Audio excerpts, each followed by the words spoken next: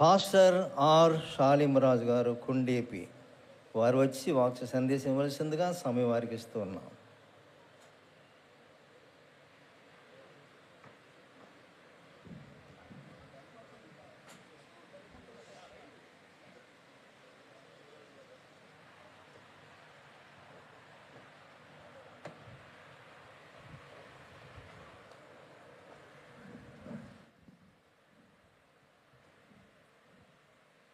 అందరికీ మరణాత. చిన్న ప్రార్థన చేసుకొని వాక్య ధ్యానము చేసుకుందాం.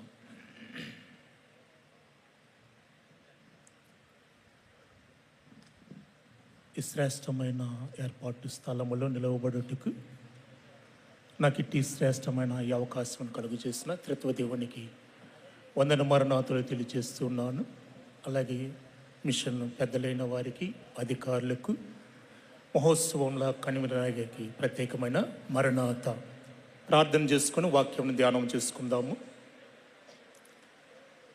నీ మాటలు నాకు దొరకగా నేను వాటిని భుజించి తిని, నీ మాటలు నాకు సంతోషమును, నా హృదయమునకు ఆనందమును కలుగు చేయుచునివని ప్రవక్త చేత వ్రాయించిన తండ్రి నీకు వందనములు.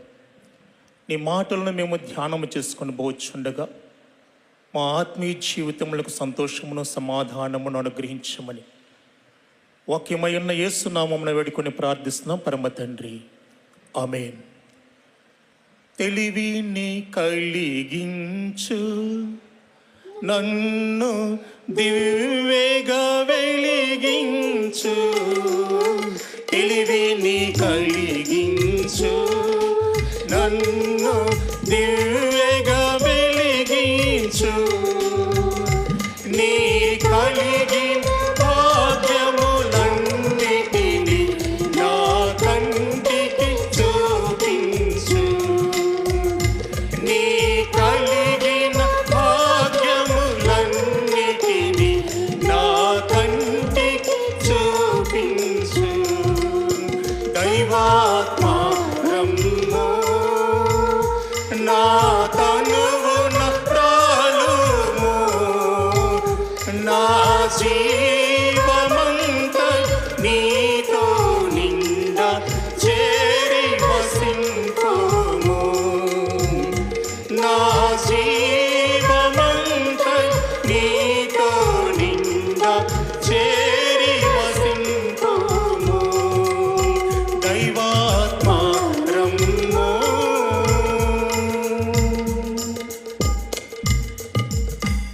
ఈ మహోత్సవముల యొక్క పందిరిలోనికి వచ్చిన మనకెల్లరకు మహిమనాథుని యొక్క ముఖ ప్రకాశత ప్రకాశింపచేసి మహిమపూర్ణులుగా మార్చివేయునుగాక. ఆమేన్. అందరికీ మరొకసారి మరణాత. ప్రియులారా, ప్రభువుని గురించి పరిపూర్ణంగా ధ్యానించుట పెండ్లి కుమార్తె యొక్క ముఖ్య లక్షణమై ఉండాలని దైవజనుడు దేవదాసాయి గారు సెలవిచ్చి ఉన్నారు. ప్రియులారా, మనం ఆరాధిస్తున్నటువంటి యేసుక్రీస్తు ప్రభువారు ఎందుకు భూలోకానికి వచ్చాడు శరీరధారి కంటే, తండ్రి గారు సెలవిస్తూ రాసిన మాట, పదము తప్పిన వధువు సంఘమును వెదకి రక్షించుటకు పదమై వేంచేస్తాడు అని సెలవిచ్చినాడు. ఆయన మొదటి రాకడ ఆత్మను రక్షించుటకు వచ్చాడు. ఆయన మొదటి రాకడలో ఆయన చేసిన కార్యము సంఘమును తనతో ప్రధానము చేసుకున్నాడు. ఇప్పుడు ఆయన ఆగమనము, ద్వితీయాగమనం జరగనయ్యున్నది. ఎందుకొరకు పునరాగమనం ఆయన చేస్తూ ఉన్నాడు అంటే, ప్రియులారా, ప్రధానము చేయబడినటువంటి సంఘమును ఆయనలో ఐక్యము చేసుకున్నట్టుకు ఆయన మరలా రాబోతూ ఉన్నాడు. ఈ అనుభవాలన్నీ కూడా ప్రతి విశ్వాసి నేర్చుకోవాల్సిన వారమై ఉన్నాము. ప్రియులారా, మూలవాక్యాన్ని ధ్యానము చేసుకుందాం. పరిశుద్ధ గ్రంథములో నుండి ద్వితీయోపదేశకాండ గ్రంథము 22వ అధ్యాయము 23వ వచనం నుండి 27వ వచనం వరకు పఠించుకుందాం. దయచేసి పరిశుద్ధ గ్రంథంలో అందరి తెరిచి చూసినట్లయితే ఈ వాక్యం యొక్క భావం మనకు అర్థమవుతుంది. కన్యకైన చిన్నది కన్యక అయిన చిన్నది ప్రదానము చేయబడిన తరువాత ఒక ఊరిలో ఆమెను కలుసుకొని ఆమెతో శయనించిన ఎడల ఆ ఊరి గవని యొద్దకు వారిద్దరిని తీసుకుని వచ్చి ఆ చిన్నది ఊరిలో కేకలు వెయ్యకున్నందున ఆమెను తన పొరుగువాని భార్యను అవమానపరిచినందున ఆ మనుషుని రాళ్లతో చావగొట్టవలెను.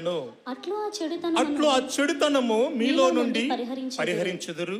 ఒకడు ప్రదానము చేయబడిన చిన్నదానిని పొలములో కలుసుకున్నప్పుడు ఆ మనుష్యుడు ఆమెను బలిమును బట్టి ఆమెతో శయనించిన ఎడల ఆమెతో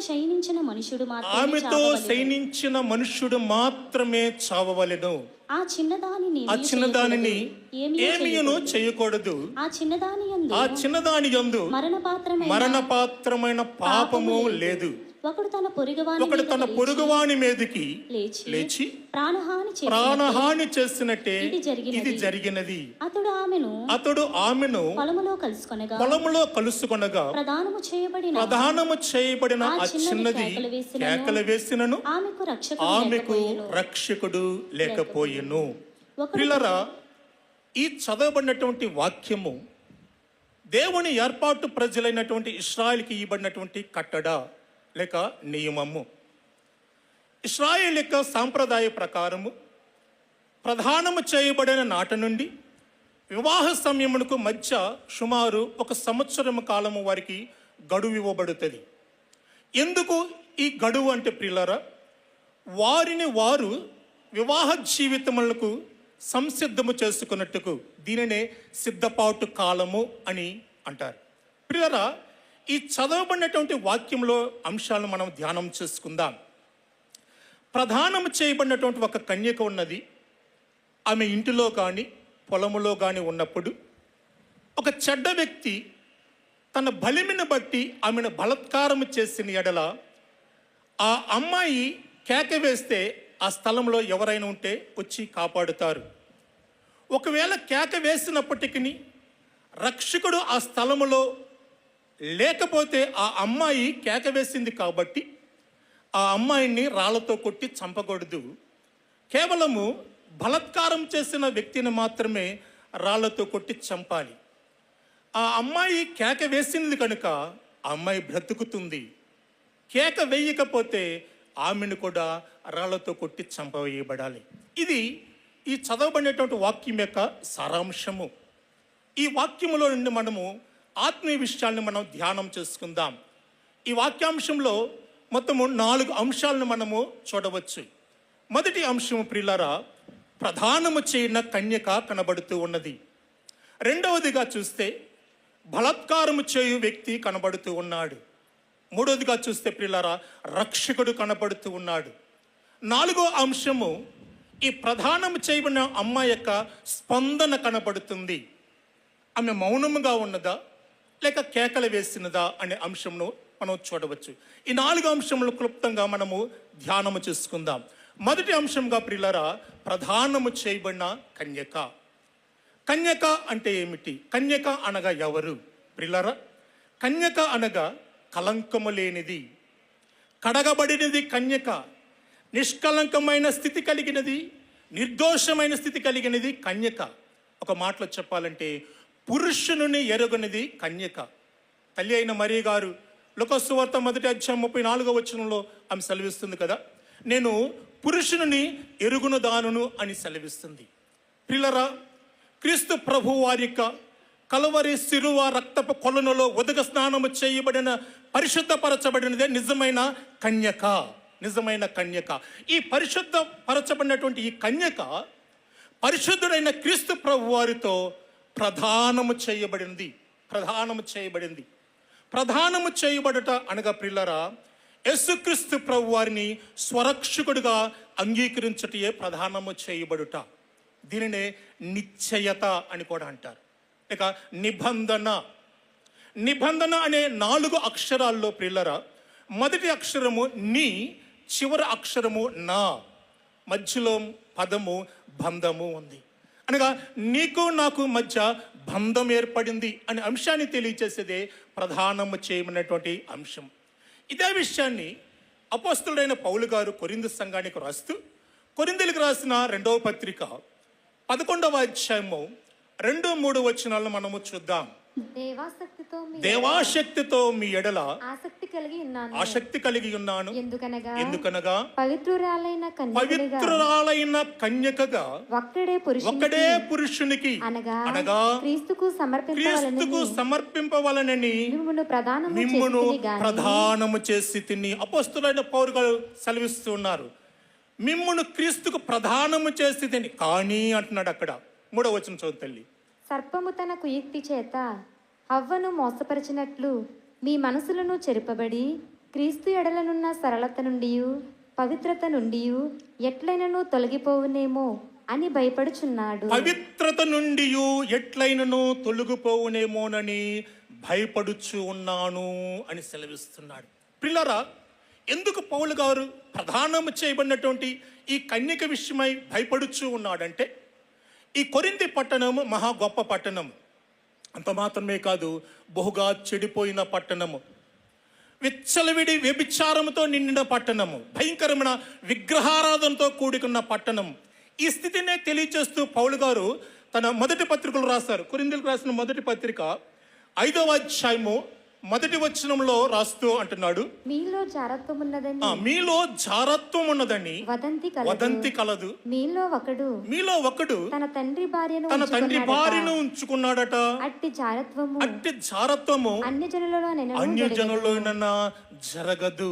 ఇంతటి భయంకరమైన ఈ పట్టణం యొక్క స్థితిని తెలిసిన పౌలు గారు ఈ పట్టణానికి క్రీస్తు సువార్తను ప్రకటించుటకు వచ్చి ఆయన సువార్తను ప్రకటించగా, ప్రియులారా, ఈ పట్టణమంతా కూడా పట్టబడింది. ఈ పట్టణమంతా కూడా క్రీస్తు వైపు త్రిప్పబడింది.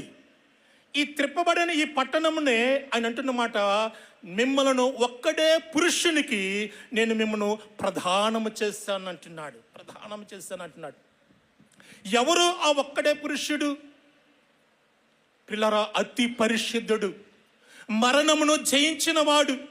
సమాధి ఆయన బంధించి ఉంచలేకపోయింది. అసలు మరణము కారణం ఏమిటి? పరిశుద్ధ గ్రంథం సెలవిస్తుంది, పాపము. యాకోబు పత్రికలో 1వ అధ్యాయం 15వ వచనంలో రాయబడిన మాట, దురాశ గర్భము ధరించి పాపమును కనుక పాపము పరిపక్వమై మరణమును కంటుందని వ్రాయబడి ఉన్నది.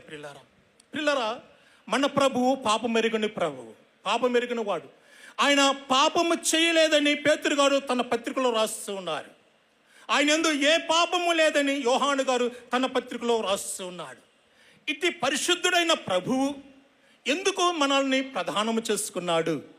ఎందుకు మనల్ని ప్రధానం చేసుకున్నాడంటే, పరిశుద్ధాత్మ తండ్రి రాయించిన మాటను చూద్దాం. హోషేయ గ్రంథంలో ఈ మాటలు మనం చూడవచ్చు. హోషేయ గ్రంథము 2వ అధ్యాయము 19-20 వచనములు చూద్దాము. నీవు నిత్యము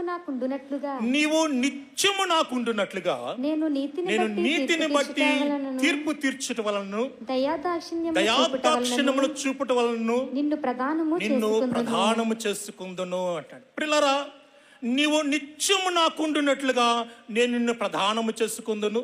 నీవు యెహోవాను ఎరుగునట్లు నేను నమ్మకమును బట్టి నిన్ను ప్రధానము చేసుకుందును అని వాక్యములో సెలవిస్తున్నది. ప్రియులారా, ఈ మహోత్సవంలోనికి వచ్చిన వారులారా, ఈ మహోత్సవంలోనికి వచ్చుట కొరకు మాత్రమే మనల్ని ప్రధానము చేసుకోలేదు, లేక పండుగలను ఆచరించుట కొరకే మనల్ని ప్రధానము చేసుకోలేదు, నెలకొమ్మారు సంస్కార విందులో పాలు పంపులు పొందుకుంటూ మాత్రమే మనల్ని ప్రధానము చేసుకోలేదు, ఆదివారపు ఆరాధనలో ఏకీపించుట కొరకు మాత్రమే మనల్ని ప్రధానము చేసుకోలేదు. కానీ నిత్యము నాకుండునట్లుగా అంటున్నాడు. నిత్యము లోకంలో స్థితిని మనం చూస్తే, ప్రియులారా, ప్రధానము చేయబడినటువంటి పురుషుడు, ఆ స్త్రీ, ఆ కన్యక యొక్క స్థితి ఎలాగుంటుంది? ప్రధానము చేయబడిన తర్వాత వారి యొక్క మనసుల యొక్క స్థితి ఎలాగుంటుంది? రాత్రి పగలనే తేడా లేకుండా ఒకరిని గురించి ఒకరు తలంచుకుంటూ, ఒకరితో ఒకరు మాట్లాడుకోవాలని, ఒకరిని ఒకరు చూసుకోవాలని వారి మనసులో నిత్యము ఆలోచనలో ఉంటుంది. ఎందుకు అలాగంటే ప్రియులారా, అందులో ఆనందం ఉన్నది, సంతోషం ఉన్నది.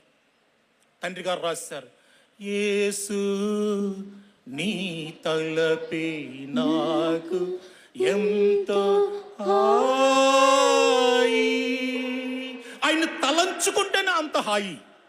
పిల్లరా, యేసుక్రీస్తు ప్రభు వారితో ప్రధానము చేయబడినటువంటి మనస్థితి ఎలాగుంటున్నది? ఆయన తలంపు కలిగి ఉంటున్నామా? ఆయనతో మాట్లాడాలని ఆశ కలిగి ఉంటున్నామా? ఆయన చూడాలని నిరీక్షణ కలిగి ఉంటున్నామా? ఆత్మ పరిశీలన చేసుకునవలసిన వారం అయి ఉన్నాం. ప్రధానము చేయబడినటువంటి కన్యక మనసు నిత్యము కలవరింత కలిగి ఉండాలి. వరుడు వరుడు ప్రియుడు ప్రాణప్రియుడు అని నిత్యము కలవరించేదిగా ఉండాలి ప్రధానం చేయబడినటువంటి కన్యక. దేవుని పిల్లలారా, నేటి కాలంలో లోకంలో చూస్తే అందరూ కూడా ఇదిగో దీనితో ప్రధానము చేయబడినట్లుగా ఉన్నారు. ఇది ఒక నిమిషం కనపడకపోతే మన ప్రాణం పోయినంత ఫీల్ అవుతున్నాం. అంతా అలాగే ఉంది. లోకము సంఘము ఏకమైపోయింది. కనుక ప్రియులారా, ఎందుకు మనల్ని దేవుడు ప్రధానము చేసుకున్నాడు? సహజంగా మనము చూస్తాం కదా, వివాహం చేసుకోబోయేవారు కనీసము 2-3 సంబంధాలైనా చూసిన తర్వాత ఒక నిర్ణయానికి వచ్చి ఒక వ్యక్తిని సెలెక్ట్ చేసుకుంటారు. అలాగా ఎందరో ఉండగా నిన్ను నన్ను ఎందుకు ప్రభు ప్రధానం చేసుకున్నాడు?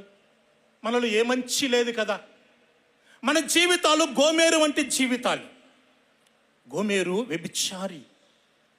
అందరూ అసహించుకున్నటువంటి జీవితం కలిగినటువంటి స్థితి కలిగిన ఆమెను ప్రధానము చేసుకున్నాడు. ఎందుకు ప్రధానము చేసుకున్నాడు అంటే, ప్రవక్త అంటున్నాడు, నీతిని బట్టి నేను ప్రధానము చేసుకున్నాను అంటున్నాడు. గోమేరులో ఏ నీతి లేదు కదా. ఆమె నీతి తప్పినటువంటి నీలి స్త్రీ. అలాంటి ఆమెను నేను ప్రధానము చేసుకున్నాను. ఎందుకయ్యా అంటే, నా నీతిని బట్టి ప్రధానము చేసుకున్న తర్వాత వివాహానంతరము ఆమె నీతిగా బ్రతుకుతాదని. నీతిగా ఉంటారు. నీతి అనగా దైవజనులు సెలవిస్తున్న మాట, నమ్ముట నీతి, నడవటము నీతి అని సెలవిచ్చినారు. ప్రియులారా, మన ప్రభువు మనందరిని కూడా గుడ్డిగా నమ్మి మన స్థితానికి తెలుసు అయినను కూడా ఆయన మనల్ని ఏం చేసుకున్నాడు? ప్రధానం చేసుకున్నాడు.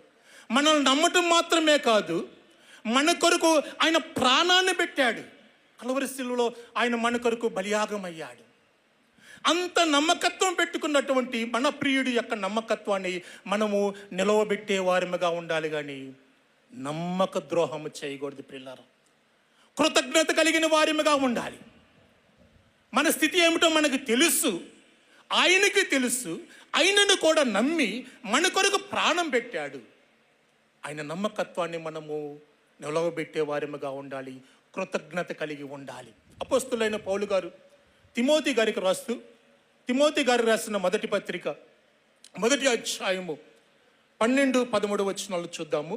అందువలన మన దేవుని యొక్కయు ప్రభువైన యేసుక్రీస్తు యొక్కయు కృప చొప్పున మీ యందు మన ప్రభువైన యేసు నామమును. 1వ అధ్యాయము 12వ వచనము. పూర్వము దూషకుడును హింసకుడును హానికరుడును అయిన నన్ను తన పరిచర్యకు నియమించి నమ్మకమైన వానిగా ఎంచినందుకు నన్ను బలపరిచిన మన ప్రభువైన యేసుక్రీస్తుకు కృతజ్ఞుడనై ఉన్నాను అంటున్నాడు. పాపులలో ప్రధానిని అలాంటి నన్ను నమ్మి ఆయన యొక్క సువార్త ప్రకటించే ఒక బాధ్యతను అప్పగించాడు. పిల్లరా, దేవుడు పౌలు గారిని నమ్మి తన పనిని అప్పగించాడు. ఇది దేవుని ప్రేమ, దేవుని యొక్క నమ్మిక. అలాగే పౌలు గారు కూడా ఆ నమ్మికను నిలవబెట్టుకున్నాడు. దేవుని పిల్లలారా, మనందరి స్థితి కూడా అదే. గతంలో మనము దుష్టులమే, వ్యభిచారులమే, పాపులమే ఆయనను మనల్ని ప్రధానము చేసుకున్నాడు. కనుక పిల్లరా, మనము కృతజ్ఞత కలిగి ఉండాలి. కనుక మొదట దేనిని బట్టి ఆయన మనల్ని ప్రధానము చేసుకున్నాడు అంటే, నీతిని బట్టి ప్రధానము చేసుకున్నాను అంటున్నాడు. రెండవదిగా చూస్తే ప్రియులారా, దేనిని బట్టి ఆయన ప్రధానము చేసుకున్నాడు అంటే, దయాదాక్షిణ్యములు చూపుట వలన అనే మాటను మనం చూస్తున్నాం. దయాదాక్షిణ్యములు చూపుట వలన. లోకంలో ఓ సామెత ఉంది. కొందరు చూస్తే ప్రియులారా, ఎడలే రాజుకు దయ కలిగింది. పరిశుద్ధుల్లో రారాజు అయినటువంటి ప్రభువైన యేసుక్రీస్తుకు మన ఎడల దయ కలిగింది కాబట్టి ఆయన మనల్ని ప్రధానము చేసుకున్నాడు.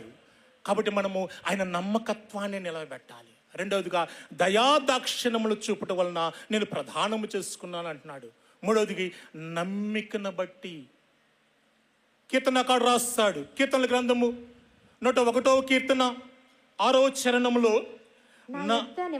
నా యొద్ద నివసించినట్లు దేశంలో నమ్మకస్తులైన వారిని నేను కనిపెట్టుచున్నాను అన్నాడు. పిల్లరా, మనము నమ్మకత్వమును కాపాడుకునే వారిగా ఉండాలి గాని నైవంచన చేయకూడదు. కృతజ్ఞత కలిగిన వారిగా మనము జీవించాలి. ఇందును బట్టి ఆయన ప్రధానము మనల్ని చేసుకున్నాడు. కనుక మొదటి అంశం చూసినప్పుడు ప్రధానము చేయబడిన కన్యకను చూసాము. రెండవ అంశం చూస్తే ప్రియులారా, కన్యత్వమును పాడు చేయువాడు, బలత్కారము చేయువాడు. లోకంలో ఒకడు తిరుగుతున్నాడు బలత్కారము చేయుటకు. ఎవడు వాడు అంటే ప్రియులారా, సాతానుడు. వీడి పని ఆది నుండి కూడా వీడు ఈ పని మీద ఉన్నాడు. ఆది నుండి ప్రధానము చేయబడిన కన్యక యొక్క కన్యత్వమును పాడు చేయాలని వాడు నిత్యం పనిచేస్తూనే ఉన్నాడు.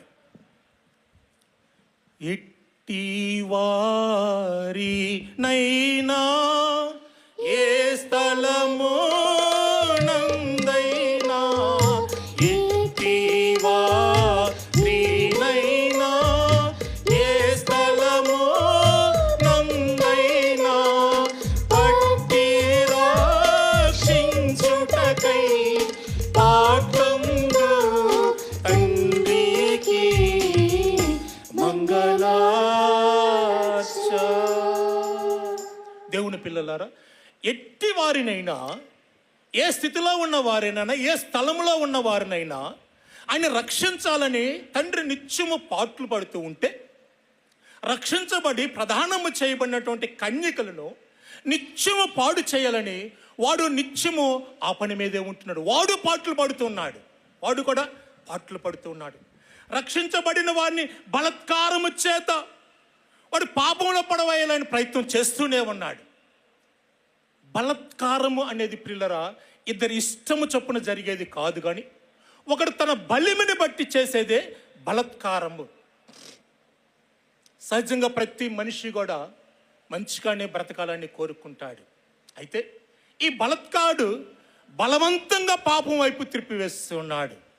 యాకోబు పత్రికలో మనం చూస్తాం, 1వ అధ్యాయము 14వ వచనములో, యాకోబు పత్రిక 1వ అధ్యాయము, ప్రతి వాడును తన స్వకీయమైన దురాశ చేత ఈడవబడి మరులు కొల్పబడిన వాడై శోధింపబడును అన్న. ప్రతి వాడు దురాశపరుడైనటువంటి సాతాను చేత ఈడవబడుచున్నాడు. పిల్లరా, ప్రధానము చేయఉన్న ప్రతి వారిని కూడా వాడేం చేస్తున్నాడంటే దురాశల చేత బలత్కారము చేయుచు పాడు చేస్తూ ఉన్నాడు. వీడి నుండి తప్పించుకునేవారే ఎవరూ లేనట్టుగా లోకంలో మనం చూస్తూ ఉన్నాం. నిజమే కదా ప్రియులారా? ధర్మశాస్త్రమును దివారాత్రమును ధ్యానించిన వాడు దావీదు గారు మరులు గొల్పబడిన వాడై ఈడవబడ్డాడు. గమనియేలు పాదముల చెంత కూర్చొని ధర్మశాస్త్రమును నేర్చుకున్నటువంటి అపోస్తులైన పౌలు గారు కూడా ఈ బలత్కారుడి చేత ఈడవబడి శోధించబడ్డాడు. అదే విషయాన్ని రోమిలకు రాసిన పత్రిక 7వ అధ్యాయంలో ఆయన వ్రాస్తూ 7వ అధ్యాయం 18వ వచనం నుండి నేను చదువుతాను, జాగ్రత్తగా చూద్దాం. 7వ అధ్యాయము 18వ వచనం నుండి, నాయందు అనగా నా శరీరమందు మంచిది ఏది నివసింపదని నేను ఎరుగుదును, మేలైనది చేయవలనని కోరిక నాకు కలుగుచున్నది గాని దానిని చేయుట నాకు కలుగుటలేదు. నేను చేయగోరు మేలు చేయక, ఇది అండర్లైన్ చేసుకుందాం. నేను చేయగోరు మేలు చేయక చేయగోరని కీడు చేయుచున్నాను. నేను కోరని దానిని చేసిన ఎడల దానిని చేయునది నాయందు నివసించు పాపమే గాని ఇంకను నేను కాదు. కాబట్టి మేలు చేయగోరు నాకు కీడు చేయుట కలుగుచున్నందున ఒక నియమము నాకు కనబడుచు ఉన్నది. అంతరంగ పురుషుని బట్టి అంతరంగ పురుషుని బట్టి దేవుని దేవుని ధర్మశాస్త్రమునందును నేను ఆనందించుచున్నాను గాని వేరొక నియమము నా నా అవయములో ఉన్నట్టు నాకు కనబడుచున్నది. అది నా మనస్సునందున్న ధర్మశాస్త్రముతో పోరాడుచు నా అవయములోనున్న పాప నియమమునకు నన్ను చెరపట్టి లోబరుచుకొనుచున్నది. అయ్యో, నేనెంత దౌర్భాగ్యుడును! ఇటు మరణముకు లోనగు శరీరము నుండి నన్ను ఎవడు విడిపించును అని పౌలు గారు సెలవిస్తున్నారు. పిల్లరా, నేను చేయగోరి మేలు చేయగా చేయకోరని కీడు చేస్తున్నాను.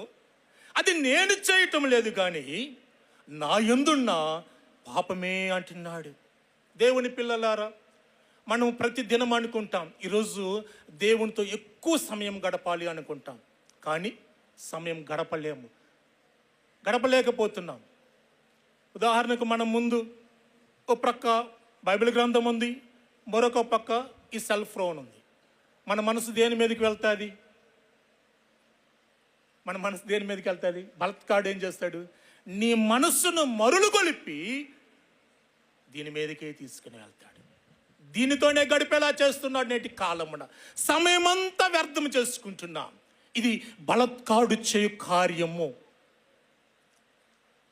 త్రాగుబోతూ అనుకుంటాడు, ఛీ, ఇక ఈ జీవితంలో నేను తాగకూడదు, నా బ్రతుకంతా నేను సంపాదించిన సంపద అంతా కూడా వ్యర్థమైపోతుంది, అప్పుల పాలైపోతున్నాను, నన్ను అవమానంగా మాట్లాడుతున్నారు తాగుబోతూ అని. ఈ దినమును నేను తాగకూడదు అని ఉదయం తీర్మానం చేసుకుంటాడు. మధ్యాహ్నం వరకు నిష్ఠగా ఉంటాడు. 1 గంట 2 గంటల తర్వాత వీడికి ఫోన్ వస్తుంది, మేమందరం ఇక్కడ ఉన్నావరా, నువ్వు ఎక్కడా? మేమందరం ఇక్కడ ఉన్నాము, నీకోసం వెయిటింగ్ అనగానే మనోడు మనసు ఏమవుతుంది? బలత్కాడు ఏం చేస్తున్నాడు? ఈ మనస్సును దురాశ చేత ఏడవబడుచున్నాడు, తిప్పివేస్తున్నాడు. ప్రియులారా, ఉదయం తీర్మానం నియమించుకున్నటువంటి ఈ వ్యక్తి సాయంకాలం అయ్యేసరికి మరలా ఉండకూడని స్థలంలో ఉండి పాపం చేస్తూనే ఉన్నాడు. బలత్కాడు బలవంతము చేత ఈడ్చుకు వెళ్ళేటప్పుడు కన్యక కేక వేయాలి అని వ్రాయబడి ఉన్నది. ప్రధానము చేయబడిన కన్యక బలత్కాడు బలవంతంగా ఈడ్చుకు వెళుతున్నప్పుడు కేక వేయాలి. ద్వితీయోపదేశ కాండంలో మనం చదువుకున్నాము, కేక వేసినప్పటికీ అక్కడ రక్షకుడు లేడు అనే మాటను చూస్తున్నాం. కానీ నేటి కాలమున మనకు రక్షకుడు ఉన్నాడు. నీవు కేక వేస్తే నిన్ను రక్షించుటకు ఆయన సిద్ధంగా ఉన్నాడు. ఆయన తన దూతలను మనకు కాపుదలుగా సిద్ధపరిచి ఉంచాడు. దేవుని పిల్లలారా, ప్రధానము చేయబడిన కన్యక కేకలు వేస్తే రాళ్ళ దెబ్బలు తప్పించుకుంటుంది. కేకలు వేయకపోతే రాళ్లతో కొట్టి చంపివేయబడే స్థితి వస్తుంది. పోయిన మాసం అంతా మనం ధ్యానం చేసుకుందాం. ప్రధానము చేయబడినటువంటి మరియమ్మ యేసేపులు గారి మధ్య జరిగిన సంఘటన మనము ధ్యానం చేసుకున్నాం. ప్రధానము చేసుకున్నాడు యేసేపు గారు, పరిశుద్ధరాలు మరియమ్మ గారని ప్రధానము చేసుకున్నాడు. నేను నీతిమంతుడును, నాకు తగినదే పరిశుద్ధరాలని మరియమ్మను ప్రధానము చేసుకుంటే ఆ తర్వాత తెలిసిన విషయం తెలిసి మనోడు మనస్సు ఏమైంది? మరులు గొల్పబడినటువంటి స్థితి. ఆ రాత్రి కాలం అంతా దైవ సన్నిధిలో కేకలు వేశాడు. అయ్యో, నేను పరిశుద్ధురాలని చెప్పి నేను ప్రధానము చేసుకున్నాను కదా, నేటి కాలంలో నేను వింటున్నటువంటి వార్త ఏమిటి? దైవ సన్నిధిలో దేవుని ఎడల కేకలు వేశాడు యేసేపు గారు. దేవుడు తన దూతను పంపి మరులు కొలపబడినటువంటి యేసేపు గారి మనస్సును మరలా తప్పించి బలత్కారు నుండి విడిపించాడు. దేవుని పిల్లలారా, ఈ మహోత్సవంలోనికి వచ్చిన వారులారా, మన ఆత్మీయ జీవితంలో కేకలు వేసే అనుభవం కలిగి ఉండాలి. ఏ విశ్వాస అయితే కేకలు వేసే అనుభవం కలిగి ఉంటాడో, ఏ విశ్వాసి కేకలు వేసే అనుభవం కలిగిన సంఘం కలిగి ఉంటుందో, ఆ సంఘము కేకలు వేసే అనుభవం కలిగిన కుటుంబము కూడా నీవు నిత్యము దైవ సన్నిధిలో కేకలు వేస్తూ ఉంటే, ఇదిగో బిడ్డల కుమారుడు అనే కేక వినగలిగే అంతస్తులోనికి మనం వెళ్తాము. దేవునికి మహిమ కలుగును గాక. ఏ కేక మన నోట ఉండాలి? ఏ కేక మన నోట ఉంటే ఇదిగో పెండ్లి కుమారుడు అనే కేకను వింటాము. దైవజనుడి ద్వారా మనకు అందించిన శ్రేష్టమైన స్వరము. అందరూ నాతో కలిసి చెప్పండి, మరణాతా మరణాతా, ప్రభు అయిన యేసు త్వరగా రమ్ము, ఈ పాపలోకములోని నన్ను విమోచించుటకు త్వరగా రమ్మని అని ఎవరైతే కేకలు వేసే అనుభవం కలిగి ఉంటారో ప్రియులరా, వారు మాత్రమే ఇదిగో పెండ్లి కుమారుడు అనే కేకను వింటారు. పౌలు గారు కూడా అదే చేస్తున్నాడు. కన్నిక స్థితిలో ఉన్న పౌలు గారు బలత్కారుడు చేత శోధించబడుతున్నప్పుడు ఆయన వేస్తున్న కేక, అయ్యో నేనెంత దౌర్భాగ్యుడును, అయ్యో నేనెంత దౌర్భాగ్యుడును, ఇటు మరణముకు శరీరము నుండి నన్ను ఎవరు విరిపిస్తారని చెప్పి కేకలు వేస్తూ ఉన్నాడు. కేకలు వేస్తున్నాడు. దేవుని పిల్లలారా, కేకలు వేసే అనుభవం కలిగి ఉంటే బలత్కారుడు చేతిలో నుండి మనము విమోచించబడతాము, విడిపించబడతాం. ప్రతి పాపపు బంధకాల నుండి కూడా మనకి విడుదల దొరుకుతూ ఉంది. పౌలు గారే, అయ్యో నేను దౌర్భాగ్యుడన్న ఈ పౌలు గారే ఆ తర్వాత కొరింథీయులకు రాసిన మొదటి పత్రిక 11వ అధ్యాయం 1వ వచనం అని అంటున్నాడు, నేను క్రీస్తుని పోలి నడుచుకున్న ప్రకారము మీరు నన్ను పోలి నడుచుకోండి అంటున్నాడు. ఎంత గొప్ప భాగ్యము! దౌర్భాగ్యుడు ధన్యుడిగా మారిపోయాడు. కేకలు వేసే అనుభవం బట్టి ప్రియులారా, కేకలు వేసే అనుభవం బట్టి క్రీస్తు పోలికను సంపాదించుకుంటాము. కేకలు వేసే అనుభవం బట్టి క్రీస్తు ప్రత్యక్షతను పొందుకుంటాము. నీ ఆత్మీయ జీవితంలో కేకలు వేసే అనుభవం కలిగి ఉండాలి. మార్కు సువార్త 10వ అధ్యాయం 46వ వచనంలో మనం చూస్తే అక్కడ బర్తమయ్య అనే భిక్షగాడు, గుడ్డి భిక్షగాడు కనపడుతూ ఉన్నాడు. 47వ వచనం చదువు తల్లి.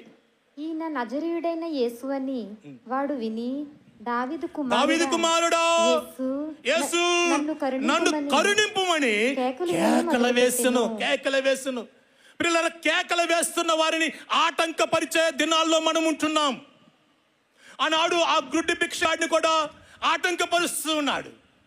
ఆటంకపరిచినందువలన ఆగిపోలేదు, తన అరుపును ఆపివేయలేదు, తను మరి బిగ్గరగా కేకలు వేసినని ఆ స్థలంలో రాయబడినట్లుగా మనం చూస్తున్నాం. భిక్షగాడు కేకలు వేయగా రక్షకుడు నిలిచాడు. పాపి నోట పశ్చాత్తాప కేక ఉండాలి. ప్రధానము చేయబడిన కన్యక నోట ప్రభువారం అనే కేక ఉండాలి. ఆత్మీయ జీవితంలో ఎదుగుదలకు ఎన్నో ఆటంకాలు మనం చూస్తూ ఉంటాం. పిల్లరా, 6 దినములు మౌనంగా తిరిగారు. 7వ దినమున బిగ్గరగా కేకలు వేయగానే ప్రాకారములు కూలిపోయినట్లుగా యెహోషువ గ్రంథంలో 6వ అధ్యాయం 20వ వచనంలో మనం చూస్తాం. నీ ఆత్మీయ జీవితమునకు ఆటంకం ఉన్న ప్రతి ఆటంకము కూలిపోవాలంటే కేకలు వేసే అనుభవం కలిగి ఉండాలి. ప్రకటన గ్రంథం 12వ అధ్యాయం అక్కడ మనం చూస్తాం 2వ వచనములో, ఆమె గర్భిణి అయి ప్రసవ వేదన పడుచు ఆ నొప్పులకు కేకలు వేయిచుండు అనే మాటను చూస్తున్నాం. ప్రియులరా, కేకలు వేసే అనుభవం బట్టి ప్రతిఫలం ఏమిటంటే మగ శిశువు జయ జీవితంలో సాదృశ్యంగా ఉన్నది. నీ ఆత్మీయ జీవితంలో నువ్వు జయించాలంటే, ఈ లోకమును, బలత్కారుడును, పాపమును, శరీరమును, సమస్తమును జయించాలి అంటే కేకలు వేసే అనుభవం కలిగి ఉండాలి. దేవుని పిల్లలారా, ఒక యజమానుడు ఒక పందిని, ఒక గొర్రెను తోలుకొని వెళుతూ ఉన్నాడు. కాలువను దాటే సమయంలో వంతెన దాటుతూ ఉండగా కాపరి ముందు దాటి వెళ్ళిపోయాడు. వెనక వస్తున్నటువంటి పంది, ఈ గొర్రె అదుపు తప్పి, ఆ వంతెన తప్పి కాలువలో బురదలో పడిపోయింది.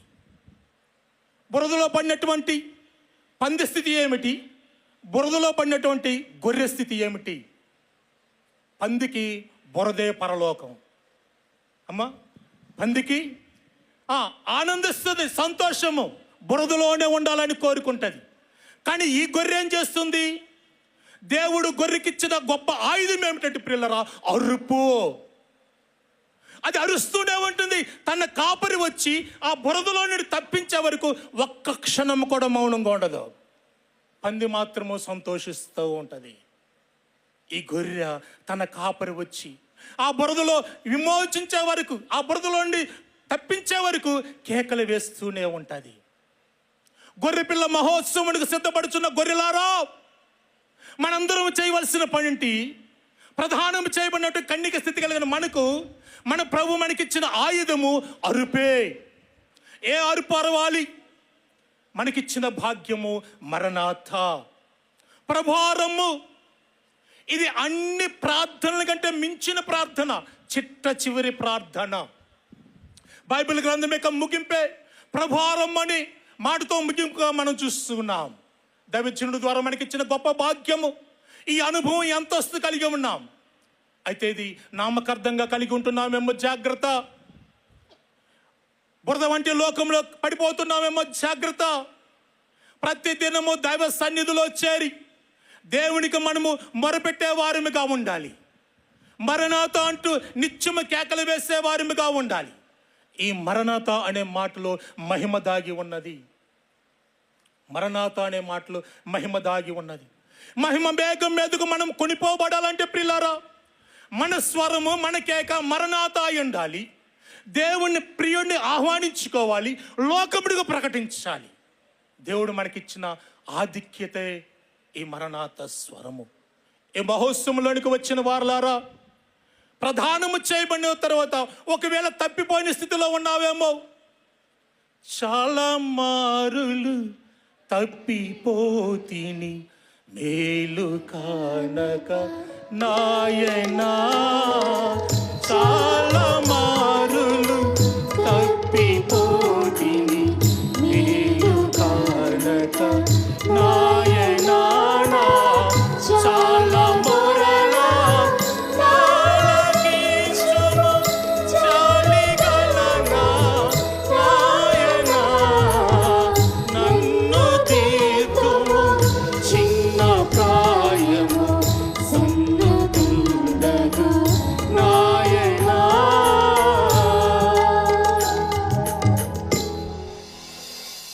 తప్పిపోయిన స్థితిలో ఉంటే దేవుని పిల్లలారా,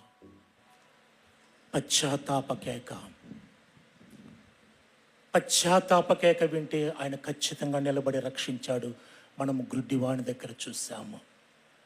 ప్రధానము చేయబడినటువంటి స్థితిలో ఉంటే మన నోట ఉండవలసింది విజ్ఞాపన కేక, ప్రభువా రమ్మో, ప్రభువా రమ్మో, ప్రభువా రమ్మో.